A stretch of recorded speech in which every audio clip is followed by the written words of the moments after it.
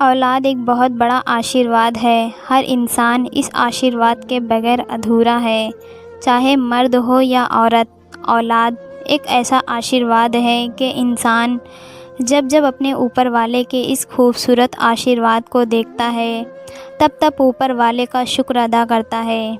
जो औरतें बे औलाद हो, इस बात को वो बेहतर तरीके से महसूस कर सकती है।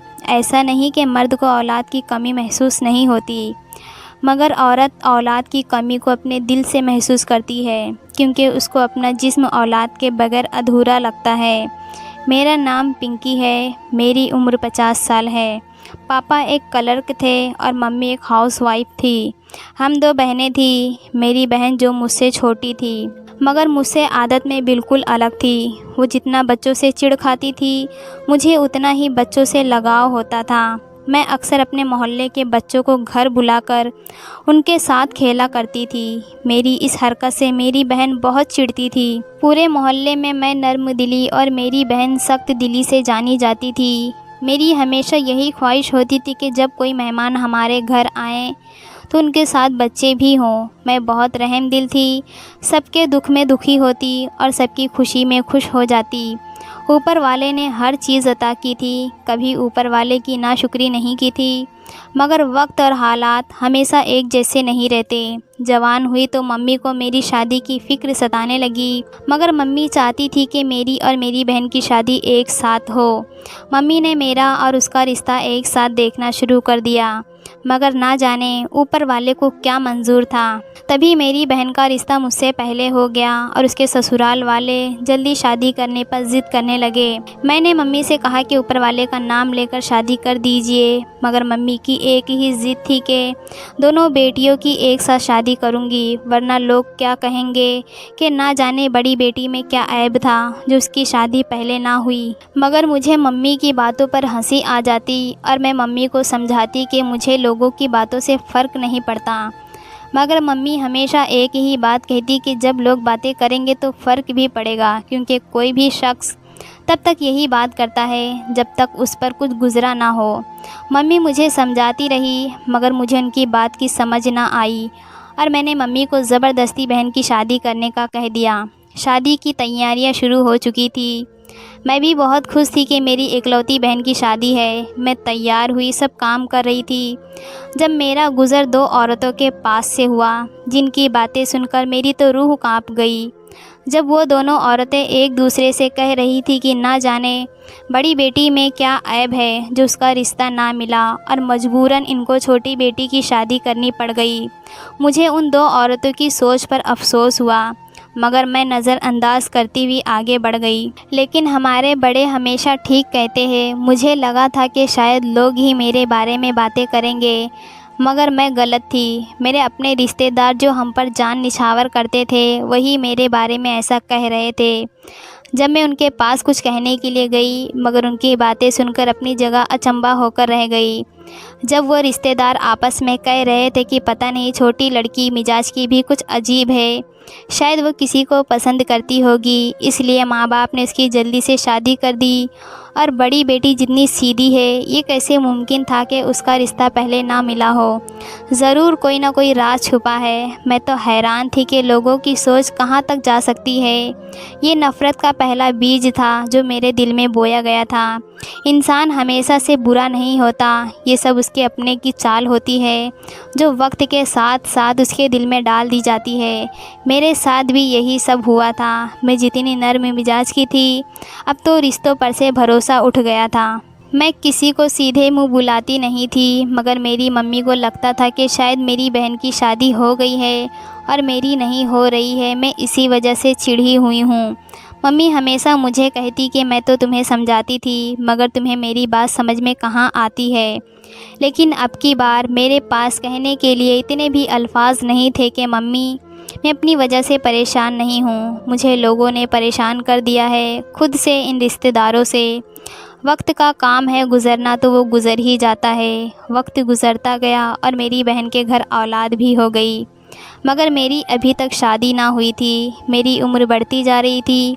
अब तो मम्मी को मेरी शादी की फ़िक्र ज़्यादा सताने लगी थी। मैं मम्मी से कहती कि जब रिश्ता होना होगा खुद ही हो जाएगा, आपको परेशान होने की ज़रूरत नहीं है, आप परेशान होकर कुछ नहीं कर सकती। मम्मी की एक सहेली थी, एक दिन हमारे घर आई और मम्मी से ना जाने कौन सी बात करने लगी। मुझे बहुत हैरानी हुई, इसलिए मैं उनकी बातें सुनने के लिए मम्मी के कमरे की तरफ चल पड़ी। मम्मी के कमरे के दरवाजे के साथ कान लगाकर मैं उनकी बातें सुनने लगी, मगर मैं उस वक्त हैरान रह गई जब वो औरत अपने बेटे के लिए मेरा रिश्ता लेने मम्मी के पास आई थी। पापा भी कमरे में ही मौजूद थे। मम्मी तो जैसे उसी रिश्ते के इंतज़ार में बैठी थी। आओ देखा न ताओ, न मेरी मर्ज़ी जानी और झट से हाँ कर दी। मैंने तो अभी तक लड़का भी नहीं देखा था, मगर मैं खामोश रही कि अगर मैंने कुछ कहा तो मम्मी नाराज़ हो जाएगी और ना जाने क्या गलत ख्याल मेरे लिए पैदा कर लेगी। वैसे भी वो बहुत परेशान रहती है, मैं और उनकी परेशानी नहीं बढ़ाना चाहती। रिश्ता तय हुआ तो शादी की तैयारी शुरू हो गई। ऐसा नहीं था कि मेरे ससुराल वाले अच्छे नहीं थे, वो बहुत अच्छे थे, मेरी कद्र करते थे और मुझसे प्यार भी बहुत करते थे। मैं शादी करके अपने पति के साथ रुखसत हो गई। मेरी एक ही ननद थी जो मुझ पर जान निछावर करती थी, क्योंकि मैं उसकी इकलौती भाभी थी। मुझे भी अपनी ननद बहुत पसंद थी। मैं भी उससे अपनी छोटी बहन की तरह ही मोहब्बत करती थी, अपने घर वालों का ख्याल रखती, अपने पति की खिदमत करती और सब घर वाले मुझे बहुत मोहब्बत करते थे। मैंने तो कभी सोचा भी नहीं था कि मुझे इतना अच्छा ससुराल मिल जाएगा। वो कहते हैं ना, देर आए दुरुस्त आए। देर से तो आए थे, मगर मेरे हक़ में यही बेहतर थे। मेरी शादी को 1 साल होने को था, मगर मुझे औलाद ना हुई। मैं हर वक्त परेशान रहती, ना जाने कितनी दवाइयाँ खा चुकी थी। मेरे पति जो मुझ पर जान छिड़कते थे, उनके रवैये में तो कोई बदलाव नहीं आया, मगर मेरी सास जो मुझसे बहुत मोहब्बत करती थी, अब उनका रवैया मुझसे खींचा खींचा रहता था। मैं उनकी हालत भी समझती थी। हर माँ को अपने बेटे की औलाद प्यारी होती है, मगर मैं इसमें बेबस थी, मैं कुछ नहीं कर सकती थी। एक दिन मैं अपने पति से कहने लगी कि क्यों ना हम डॉक्टर से चेकअप करवा लें। मेरे पति को भी कोई एतराज़ नहीं था। डॉक्टर ने हमें कुछ टेस्ट लिख कर दिए, जिनको करवाने के बाद जब हम डॉक्टर के पास गए तो डॉक्टर की बात सुनकर मेरे तो पैरों तले से ज़मीन निकल गई। मुझे ऐसा लगा जैसे मैं अगला सांस भी नहीं ले पाऊँगी। जब डॉक्टर ने कहा कि मैं बांझ हूँ, मैं कभी माँ नहीं बन सकती। इतनी बात सुननी थी कि मुझे अब नई फ़िक्र सताने लगी थी कि कहीं मेरा पति मुझे छोड़ ना दे या मेरे सर पर सौतन ना ले आए। मगर मैं गलत थी। मगर मेरे पति उदास तो ज़रूर थे, मगर खामोश थे। उन्होंने मुझे सख्ती से मना किया था कि मैं घर पर ये बात किसी को ना बताऊं। मुझे समझ नहीं आई कि वो ये बात छुपाना क्यों चाहते हैं। शायद कोई मुझे ताना ना दे, इसलिए मैंने भी अपने पति की बात मान ली। मगर मैं हर वक्त अंदर से रोती रहती थी। हर औरत की तरह मेरा भी दिल चाहता था कि मेरी औलाद हो, जिसे अपनी गोद में बैठाऊं, उससे ढेर सारी बातें करूं, अपने तमाम शौक़ पूरे करूं। मगर इन सब से जो मेरे अंदर बदलाव आया था वो ये था कि मुझे में जलन पैदा हो गया था।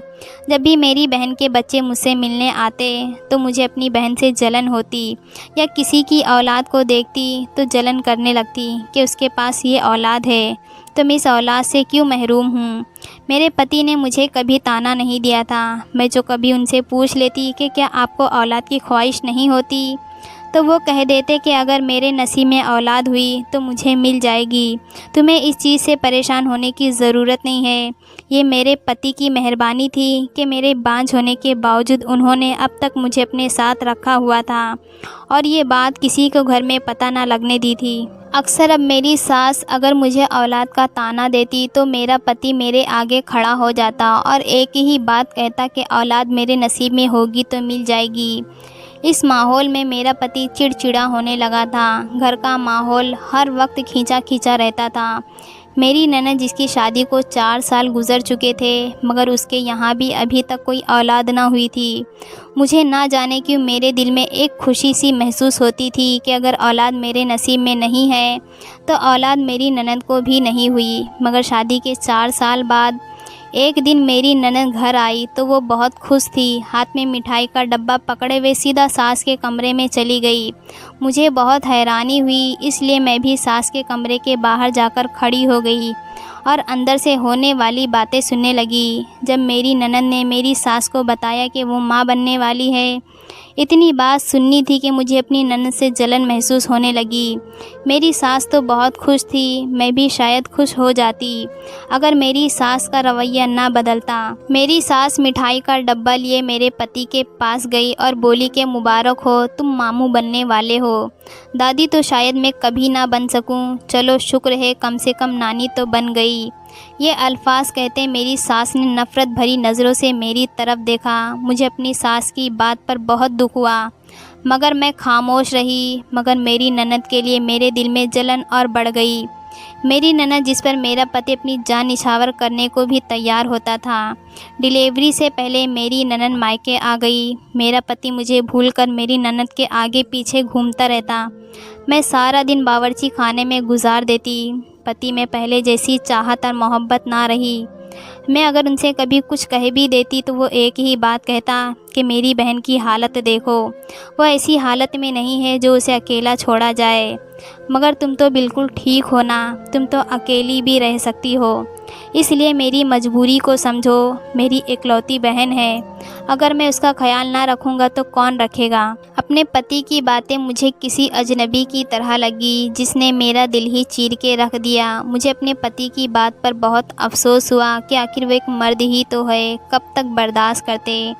यकीनन अब इसके दिल में भी औलाद के लिए कोई ना कोई ख्वाहिश ज़रूर पैदा हुई होगी। इस सब से एक बात तो समझ आ गई थी कि वक्त के साथ साथ ना तो रिश्ते पहले जैसे रहते हैं और ना ही एहसास। मैं बांझ थी, इसलिए ननद से नफ़रत करने लगी और डिलीवरी से पहले मैंने ननद को तय खाने में बंद कर दिया। और पति जब काम से वापस आए तो मैंने उनसे कहा कि वो ससुराल चली गई है। मेरी सास जो अपनी बहन के घर मिठाई देने गई थी, इसलिए वो भी इस बात से अनजान थी। मेरा पति काफ़ी हैरान हुआ, मगर नज़रअंदाज कर दिया। मैंने अपने पति से कहा कि क्यों ना हम छोटे बच्चे के लिए शॉपिंग करें। मेरा पति मेरी बात पर खुश हो गए और मेरे साथ शॉपिंग करने के लिए तैयार हो गए। मैं अपने पति को शॉपिंग के लिए इसलिए ले गई ताकि ननद की दर्द भरी आवाज़ किसी के कानों में ना पड़े। ननद दर्द में तड़पती रही और मैं पति के साथ शॉपिंग करने चली गई। रात को मैं घर वापस आई तो काफ़ी थक चुकी थी, क्योंकि मेरी सास का एक दिन अपनी बहन के घर रुकने का इरादा था, इसलिए मैं बेफिक्र होकर सो गई। मेरा पति भी काफ़ी थका हुआ था, इसलिए वो भी आराम के लिए लेट गए। अगली सुबह मेरी आँख खुली तो मेरा पति कमरे में मौजूद नहीं था। मुझे काफ़ी हैरानी हुई कि इतनी सुबह मेरा पति कहाँ चला गया। मैं उठकर बाहर आई, पूरा घर देख लिया, मगर मेरा पति कहीं भी नहीं था। मुझे अचानक अपनी ननद का ख्याल आया तो कुछ वक्त के लिए मुझे डर महसूस हुआ, मगर फिर मैंने खुद को समझाया और तय खाना खोलने चली गई। अगले दिन जब तय खाने का दरवाज़ा खुला तो होश फना हो गए, क्योंकि वहाँ पर मेरी ननद मौजूद नहीं थी। मुझे काफ़ी हैरत हुई और मेरे पैरों तले से ज़मीन निकल गई। आखिर मेरी ननद कहाँ जा सकती है, जबकि दरवाज़ा बाहर से बंद था। ये सब देखकर मेरा जिस्म कमज़ोर पड़ने लगा। मुझे समझ नहीं आ रही थी कि आखिर मेरी ननद कहाँ गई। कुछ देर गुजरी थी कि मेरी सास घर पर आ गई। अपनी सास को अपने सामने देखकर मेरा तो रंग सफ़ेद पड़ गया।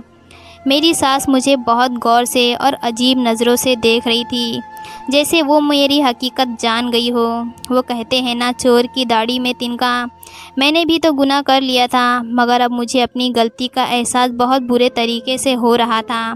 मैं ऐसी तो ना थी, मगर शायद वक्त और हालात ने मुझे ऐसा बना दिया था। मुझ पर ऐसे ऐसे वक्त भी गुज़रे हैं जब मैंने बहुत सब्र और खामोशी के साथ इस हालात को बर्दाश्त किया, मगर कभी कभार बर्दाश्त की भी हद होती है। सारा दिन मेरा बहुत फ़िक्र में कमरे में ही गुज़र गया। रात के वक्त जब मेरे पति घर आए तो उन्होंने मेरी तरफ देखना भी पसंद ना किया।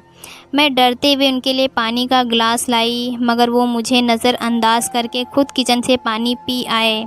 मुझे उनका रवैया बहुत अजीब लगा। मैंने अपने पति से कहा कि हम जो कपड़े लेकर आए हैं, क्यों ना ननद के पास उसके ससुराल ले चले, तो पति ने एक गुस्से की नज़र मुझे देखा। उनकी आंखों में इतना गुस्सा था कि मेरी रूह तक कांप गई। मगर मैंने सोच लिया था कि मैं खुद पर कोई इल्ज़ाम नहीं आने दूंगी। इतना तो मैं जान गई थी कि मेरे पति को हकीकत मालूम हो चुकी है। कुछ दिनों बाद मेरी ननंद घर आई तो उसके हाथ में बहुत छोटा सा बच्चा था जो बेहद खूबसूरत था। मगर हैरत की बात यह थी कि मुझे इस बच्चे से कोई जलन महसूस नहीं हुआ, बल्कि इस बच्चे को देखकर मेरी आंखों में पानी भर आया। मैं अपनी ननद से मिलने के लिए आगे बढ़ी, मगर मेरे पति ने मेरा हाथ रोक लिया और मुझे कमरे में ले गया। मेरी ननद ने बहुत गौर से मेरे पति की ये हरकत देखी। मेरे पति ने कमरे में जाते ही मेरा बैग तैयार किया और मुझे कहा कि जब तक मेरी बहन यहाँ पर है मैं अपने मायके चली जाऊँ। अपने पति की बात पर मैं बहुत शर्मिंदा हुई और नज़रें झुकाकर रोने लगी। मगर मेरे पति को शायद मुझ पर अब रहम ना आना था, इसलिए मुझे मायके छोड़ने चले गए। मुझे मायके में रहते हुए 6 महीने का वक्त गुजर गया, मगर मेरा पति वापस ना आया। मैं तो अब जान चुकी थी कि वो अब कभी वापस नहीं आएंगे। मैं हर वक्त रोती रहती और अपने गुनाहों और गलतियों की ऊपर वाले से माफ़ी मांगती रही। मैं हर वक्त दुआ मांगती रहती, मगर किसी हद तक मैं अपने दिल को समझा चुकी थी कि अब मेरा पति कभी वापस नहीं आएगा। अक्सर मम्मी मुझसे मेरे पति के बारे में पूछती तो मैं उनको टाल देती, मगर अब मैंने सोच लिया था कि मैं इनको सब हकीकत बता दूंगी। मैंने मम्मी को सब हकीकत बता दी, जिस पर मम्मी मुझे नफ़रत भरी निगाहों से देखने लगी और कहने लगी कि तुम वही औरत हो ना जिसको बच्चे बहुत पसंद थे, जो मोहल्ले के बच्चों को अपने पास बुलाकर खेला करती थी। कहाँ गई तुम्हारी ममता, कहाँ गई वो तुम्हारी नरमी। मैं मम्मी की बात पर रोने लगी और उनकी गोद में सर रखकर कहने लगी कि मम्मी, हालात ने मुझे ऐसा बना दिया है। मगर मम्मी मेरी इस सफाई से निश्चित ना हुई और कहने लगी कि ये सब तुम्हारा अपना कसूर है, किसी का कोई कसूर नहीं है। अगर तुम चाहती तो लोगों की बातों को नज़रअंदाज कर सकती थी, मगर तुमने उनकी बातों को दिल पर ले लिया और ख़ुद के अंदर लोगों के लिए जलन पैदा करना शुरू कर दिया। और आज देखो, तुम्हारे जलन ने तुम्हारा हंसता भरा घर उजाड़ के रख दिया है। मम्मी की बात से मैं भी सहमत थी, इसलिए अपने गुनाहों को अपनी गलती मानकर उनको सुधारने की कोशिश करने लगी। अब मैं कोशिश करती थी कि किसी के दुख और सुख में उसका साथ दूं, या उससे जलन करूं, या उसके दुख पर खुशी महसूस करूं। मुझे अपने मायके आए हुए 1 साल हो चुका था। अब जब भी मेरी बहन के बच्चे आते तो मैं उनके साथ बच्चों की तरह रहती, उनके साथ हंसती खेलती, लेकिन ज़्यादातर खामोश रहती थी। मेरी मम्मी मुझे प्यार से समझाती कि हंसना बोलना सीखो, ऐसे खामोश रहने से परेशानी हल नहीं होती। मगर मेरा दिल ही नहीं चाहता था। शायद गलतियाँ इतनी की थी कि अब बोलने के काबिल ही ना रही थी। लेकिन मैं ऊपर वाले का शुक्र अदा करती कि मुझे वक्त पर अपनी गलतियों का एहसास हो गया था। मैं अपनी ननंद, अपने पति और अपने ससुराल वालों से माफ़ी मांगना चाहती थी, मगर शायद ये मेरे नसीब में ना था। एक दिन मैं सबके लिए नाश्ता बनाने किचन में गई, जब बाहर का दरवाज़ा खटखटाने की आवाज़ आने लगी। मुझे काफ़ी हैरत हुई कि इतनी सुबह सुबह कौन आ गया। फिर ये सोचकर खुद को तसल्ली दी कि हो सकता है कोई मोहल्ले वाला हो। मैंने दुपट्टे को अच्छे तरीके से सर पर लिया और दरवाज़ा खोलने चली गई, मगर सामने खड़े इंसान को देखकर मुझे तो अपनी आंखों पर यकीन नहीं आया। मेरी आंखें फटी की फटी रह गई, क्योंकि सामने कोई और नहीं बल्कि मेरा पति ही खड़ा था, जिसके चेहरे पर बहुत बड़ी मुस्कुराहट थी। उसने मुस्कुराहट में कोई कमी ना की थी। पति के साथ मेरी सास भी थी, मगर हैरत की इंतहा तब हुई जब मेरी ननंद अपना छोटा सा बेटा लिया आगे बढ़ी और झट से मुझे गले लगा लिया। उसका मुझे गले लगाना था कि मैं उसके साथ लिपटकर फूट फूट कर रोने लगी और उसको ज़ोर से खुद में दबोच ली। मैं काफ़ी देर अपना गम निकालती रही। फिर मेरी सास ने हम दोनों को अलग किया। मैं अपनी सास से मिली और उनको घर के अंदर ले गई। मम्मी मेरे ससुराल वालों को देखकर खुशी से रोने लगी। मेरे पति ने मेरी मम्मी से कोई शिकवा शिकायत ना की, बल्कि उनके आंसू मोहब्बत से चुन लिए। मेरे अंदर तो इतनी भी हिम्मत ना थी कि मैं नज़रें उठाकर अपने पति की तरफ देख सकूं। मैंने अपने ससुराल वालों के लिए खाना तैयार किया। मैं अपने ससुराल वाले के पास आकर बैठी तो मेरी ननद ने अपना बेटा मेरी गोद में डाल दिया। मैंने आंसू भरी आंखों से अपनी ननद की तरफ देखा तो वो मुस्कुरा दी और कहने लगी कि ये जितनी मेरी औलाद है ये उतनी आपकी भी औलाद है। मुझे खुशी होगी अगर आप इसको माँ बनकर पालेंगी। मैं इस बच्चे को बहुत मोहब्बत की तरह प्यार करने लगी और अपनी ननद के आगे हाथ जोड़ लिए और उससे कहा कि मैं बहुत बड़ी गुनहगार हूँ, मैं तुम्हारी गुनहगार हूँ। तुम मुझे जो सज़ा देना चाहती हो दे सकती हो, मगर मुझे माफ़ कर दो। मुझसे जो गलती हुई वो नाकाबिले माफ़ी है, मगर मैं उस वक्त अपने होशो हवास में नहीं थी। मेरी ननद बहुत अच्छी थी, इसलिए मेरा हाथ थामकर मुस्कुराकर कहने लगी कि जो हुआ उसे भूल जाइए। मेरे लिए इतना ही काफ़ी है कि आपको अपनी गलती का एहसास हो गया है। अब हम आपको अपने साथ लेने आए हैं। जल्दी से अपना बैग तैयार करिए ताकि आप हमारे साथ जा सके। मैंने हैरत से अपने पति की तरफ चौंक कर देखा, जो चेहरे पर मुस्कुराहट सजाए मुझे ही देख रहे थे और आंखों के इशारे से मुझे अपने साथ चलने का बोले। मुझ में अभी भी कहीं ना कहीं शर्मिंदगी बाकी थी, मगर मैंने सोच लिया था कि अब मैं अपनी शर्मिंदगी को अलग रख कर अपनों के साथ रहूँगी। मैं हंसी खुशी अपने पति के घर वापस आ गई। मेरी ननद का बेटा ज़्यादातर मेरे पास ही रहता। मेरी ननद का पति परदेश चला गया और जल्द ही ननद को भी बुलाने वाला था, मगर ननद के बेटे के कागजात में कोई परेशानी की वजह से उसका जाना ना हो सका और ननद को अकेले ही परदेश अपने पति के पास जाना पड़ा। मैं तो इस बात पर हैरान थी कि ऊपर वाले का ये कैसा करिश्मा है, कहाँ मैं बांझ औरत और कहाँ ऊपर वाले ने मुझे इतना खूबसूरत बेटा मेरी झोली में डाल दिया। बेशक वो मेरा नहीं था, मगर मुझे इससे प्यार एक माँ की तरह ही था। मैं उसका बहुत ख्याल रखती, उसके एक आंसू पर सगी माँ की तरह तड़प उठती। मेरी इतनी मोहब्बत और चाहत देखकर मेरे पति ने मुझे दिल से माफ़ कर दिया था। मैंने भी उससे बगैर झिझक के माफ़ी मांग ली। मेरी सास मुझ पर अपनी जान निछावर फिर से करने लगी। उन्होंने भी मुझसे अपने रवैये की माफ़ी मांगी कि अगर वो मुझसे ऐसा रवैया ना रखती तो यकीनन मेरे दिल में जलन पैदा ना होता। ऊपर वाला इंसान को देकर भी आज़माता है और छीन कर भी। उसकी परीक्षा में कुछ लोग कामयाब हो जाते हैं और कुछ लोग नाकाम रह जाते हैं। मैं ऊपर वाले की दी गई परीक्षा में नाकाम तो हुई थी, मगर मैंने अपनी नाकामी पर शर्मिंदगी से नए सिरे से मेहनत करना शुरू कर दी थी, जिसका ऊपर वाले ने मुझे फल इस बच्चे की सूरत में दे दिया था। मेरी ननद को ऊपर वाले ने जाते ही फिर से औलाद से नवाज दिया। मेरी ननद का एक दिन घर पर फ़ोन आया और उसने मुझे जैसे स्वर्ग की कहानी सुना दी थी। जब उसने कहा कि ये आज से आपका ही बेटा है, मुझे ऊपर वाले ने और औलाद दे दी है। मैं अब 2 बच्चों की ज़िम्मेदारी नहीं संभाल सकती, इसलिए बेटा मैं आपको हमेशा के लिए देती हूँ।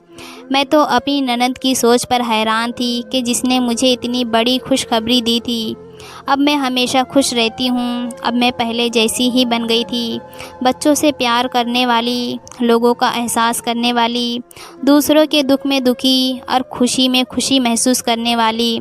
हर कोई मेरे गुण गाता। उस दिन मुझे इस बात का एहसास हुआ कि हर चीज़ नफ़रत करने या जलन करने से नहीं मिलती, कुछ चीज़ें सब्र और शुक्र करने से भी मिलती है। मुझे मेरे सब्र का फल मिल गया था और इस बात पर मैं हमेशा अपने ऊपर वाले का शुक्र अदा करती रहती थी और शिकवे गिले करना छोड़ दी थी। अगर आपको आज की हमारी ये कहानी पसंद आई तो इसे लाइक कीजिए और अपने प्यारे दोस्तों के साथ शेयर कीजिए। और हाँ, अगर अभी तक आपने हमारे चैनल को सब्सक्राइब नहीं किया तो ज़रूर सब्सक्राइब कीजिए। मिलती हूँ कल एक और नई दिलचस्प कहानी के साथ। तब तक के लिए धन्यवाद।